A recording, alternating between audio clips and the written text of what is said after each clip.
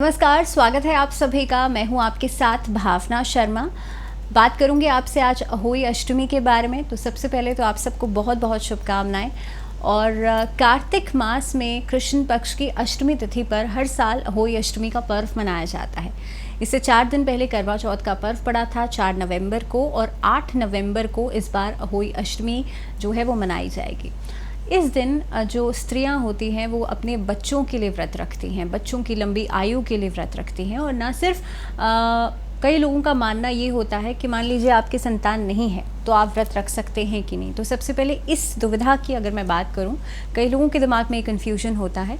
तो अहोई अष्टमी का व्रत आप अपनी संतान के लिए, घर में सुख समृद्धि के लिए, घर में सभी मेंबर्स के लिए रखा जाता है। अहोई अष्टमी, अहोई का मतलब होता है अनहोनी को खत्म करने वाली।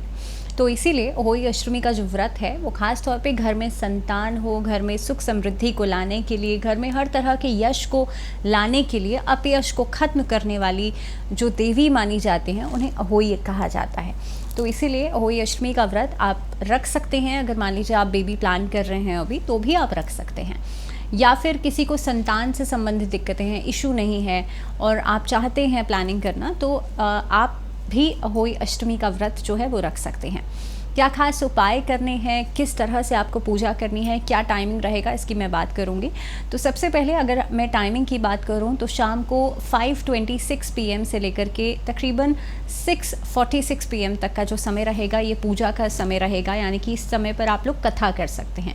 उसके बाद अहोई अष्टमी का व्रत कुछ जगहों पर जो होता है वो तारे देख करके, स्टार्स को देख करके ख़त्म किया जाता है, और कुछ जगह जो चंद्रमा होता है उसे देख करके ख़त्म करना चाहिए। इसके अलावा ये अपनी अपनी मान्यता है कि कई लोगों को मैंने सुना है कि वो लोग तारे देख करके व्रत को पूर्ण करते हैं। लेकिन अगर हम माइथोलॉजी की बात करें तो हमेशा किसी भी व्रत का आपकी शुरुआत करते हैं, संकल्प लेते हैं सुबह, तो आपको कोशिश करनी चाहिए आप चंद्रमा का जब उदय होता है तो चंद्रमा को देख करके ही आप व्रत को पूर्ण करें। इस दिन भी आप अपनी जो मदर इन लॉ हैं या घर में कोई बड़ी हैं उनको आप जो बायना है वो निकाला जाता है अहोई अष्टमी वाले दिन भी। और इस दिन खास तौर पे संतान के लिए व्रत रखा जाता है, अपने बच्चों की लंबी आयु के लिए व्रत रखा जाता है। तो इस दिन आप जब शाम का जो मैंने आपको पूजा का समय बताया है, इस दिन कथा कीजिएगा और उसके बाद व्रत का समापन कीजिएगा रात में जब चांद का उदय हो जाएगा।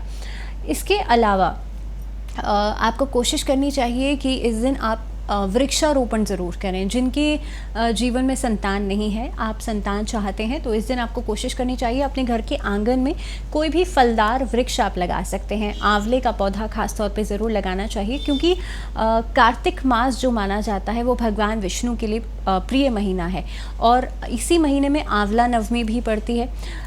आंवले के पेड़ के अंदर भगवान विष्णु का ही वास माना जाता है। तो इस महीने के अंदर अहोई अष्टमी वाले दिन अगर आप कोई भी फलदार वृक्ष, और ख़ासतौर पे आंवले का वृक्ष अगर आप अपने घर के आंगन में लगाते हैं, और इन केस अगर आपके पास स्पेस नहीं है तो आप किसी मंदिर में, किसी धार्मिक स्थल में लगा सकते हैं।